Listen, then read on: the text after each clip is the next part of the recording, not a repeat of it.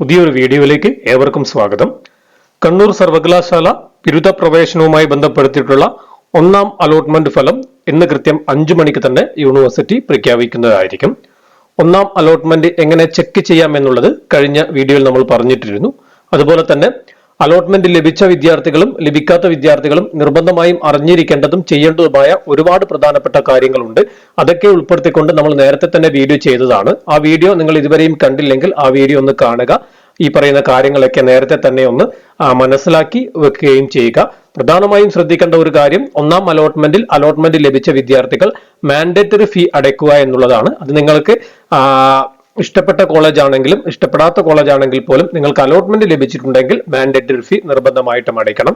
Allotment വരുന്ന മുറയ്ക്ക് എങ്ങനെ മാൻഡേറ്ററി ഫീ അടയ്ക്കാമെന്നുള്ള ലൈവ് വീഡിയോ തന്നെ നമ്മുടെ ചാനലിൽ അപ്ലോഡ് ചെയ്യുന്നതായിരിക്കും. അപ്പോൾ ഇന്ന് കൃത്യം 5 മണിക്ക് തന്നെ യൂണിവേഴ്സിറ്റി ഒന്നാം അലോട്ട്മെന്റ് ഫലം, ബിരുദ പ്രവേശനവുമായി ബന്ധപ്പെടുത്തിയിട്ടുള്ള ഒന്നാം അലോട്ട്മെന്റ് ഫലം പ്രസിദ്ധീകരിക്കുന്നതായിരിക്കും. അപ്പോൾ അഡ്മിഷനുമായി ബന്ധപ്പെടുത്തിയിട്ടുള്ള ഓരോ ഘട്ടത്തിലും നിങ്ങൾ മനസ്സിലാക്കേണ്ടതും ചെയ്യേണ്ടതുമായ കാര്യങ്ങൾ ഈ ഒരു ചാനലിൽ അപ്ലോഡ് ചെയ്യുന്നതായിരിക്കും. അത്തരം വീഡിയോകൾ വേഗത്തിൽ ലഭിക്കുവാൻ വേണ്ടി നിങ്ങൾ ഇതുവരെയും ഈ ഒരു ചാനൽ സബ്സ്ക്രൈബ് ചെയ്തില്ലെങ്കിൽ സബ്സ്ക്രൈബ് ചെയ്യുക.